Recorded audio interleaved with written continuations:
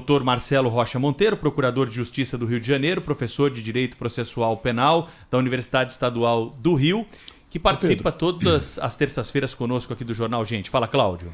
Então, eu só queria acrescentar a informação de que a Justiça ignorou, decidiu não conhecer essa tentativa aí esperta da Defensoria Pública de atrair holofotes para a Defensoria.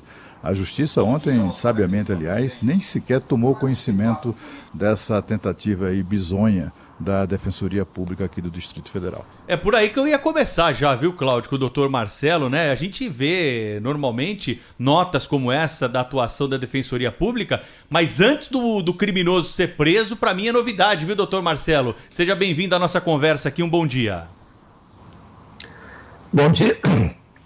Bom dia, Pedro, Cláudio Humberto, bom dia, Thaís.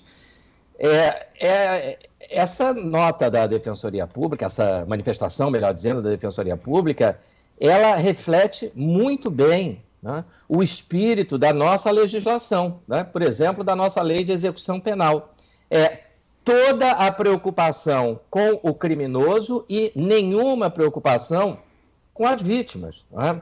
Quer dizer, ninguém se preocupou com a integridade, né? Estão preocupados com a integridade do Lázaro, né? Com a integridade física, com a segurança, mas não se preocuparam com a integridade da dona Cleonice, né? que foi morta, o marido foi morto, né? Os 2 filhos foram mortos por esse Lázaro, né?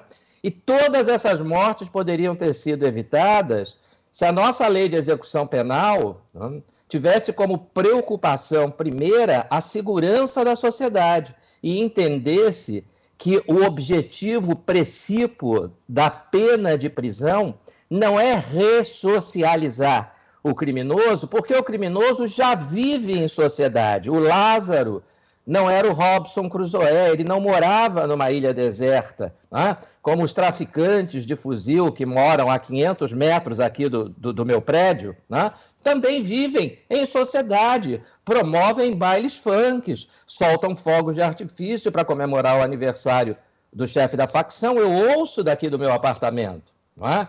Então, o problema não é que eles vivam à margem da sociedade, eles vivem dentro da sociedade, mas vivem de fuzil, não é? Vivem matando, vivem estuprando, vivem roubando. Né? Por quê? Porque tomaram essa decisão. Né? E a nossa lei de execução penal, né, ela parte dessa quimera romântica, né? Um artigo muito bom da juíza Ludmila Lins Grilo, foi escrito essa semana sobre isso, né? Parte da quimera romântica de que o Estado babá pode ressocializar esses marmanjos, não é? que sabem perfeitamente o que estão fazendo, não é? Que fazem o que fazem por decisão própria. E é dentro dessa visão romântica de ressocialização que entra a ideia de progressão de regime.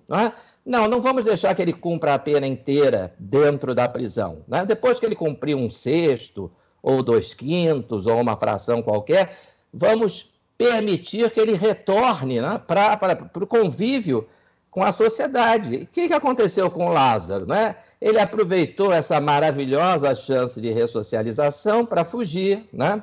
E para voltar a roubar, para voltar a matar. O sujeito que já tinha 2 homicídios, né, de 2009, se não me engano, 2007, depois um roubo, seguido de um estupro de uma jovem de 19 anos, é preso, né, com enorme dificuldade. Vejam a dificuldade que está acontecendo agora para recapturá-lo. Né? Ele é preso e aí, 5, 6 anos depois, concedem para ele a progressão para o regime semiaberto. Doutor Marcelo, é uma mistura de fantasia com a realidade, né? Esse caso, acho que é uma triste amostra da irresponsabilidade desse discurso que nós temos aí muito presente de ressocialização de psicopatas, né? Pessoas que mostram claramente pelo seu histórico criminal que são irrecuperáveis. A psiquiatria forense mundial conclui isso. Por que aqui no Brasil é tão difícil avançar nesse debate, nessa discussão, hein? Porque a visão ideológica que se tem é de que o criminoso é sempre uma vítima da sociedade. Não é uma pessoa que fez escolhas, que tomou decisões conscientes, né? Porque o psicopata ele não é um maluco, né? um sujeito que rasga dinheiro. Ele é um sujeito desprovido de qualquer empatia, para com os outros seres humanos. Mas ele raciocina, esse Lázaro, nós estamos vendo que burro ele não é. Olha a dificuldade que a polícia está tendo para recapturá-lo. Então ele sabe perfeitamente o que está fazendo. E a nossa legislação enxerga esse sujeito como vítima, e a gente vê essas situações aí, que a Defensoria Pública, antes mesmo do sujeito ser preso, não, vamos aqui resguardá-lo, etc. Quer dizer, na maior parte dos países civilizados do mundo, esse sujeito não voltaria mais para a rua. Depois dessa sequência de crimes, a punição para ele seria prisão perpétua, em alguns lugares seria até pena de morte. Mas a nossa legislação, a nossa Constituição, não só proíbe a prisão perpétua, como a legislação infraconstitucional, ela não permite sequer que o sujeito cumpra toda a pena a qual foi condenado. Tudo bem, não pode ter prisão perpétua, mas ele foi condenado com 30 anos, cumpre os 30 anos. 40, cumpre 40. 50, cumpre 50. É o mínimo que você pode esperar. Já que a Constituição proíbe que ele seja segregado definitivamente da sociedade, então que pelo menos ele fique preso de verdade, em regime fechado, sem saidinhas de feriado, que é um negócio inacreditável. Um sujeito com esse perfil é liberado para uma saída de Páscoa. Então, pelo menos que ele fique preso todo o tempo a que foi condenado. Nós passamos anos e anos com um indivíduo condenado por roubo, como ele, por exemplo, cumprindo 10 meses e voltando para a rua, no regime semiaberto. Isso é um absurdo, isso não faz qualquer sentido.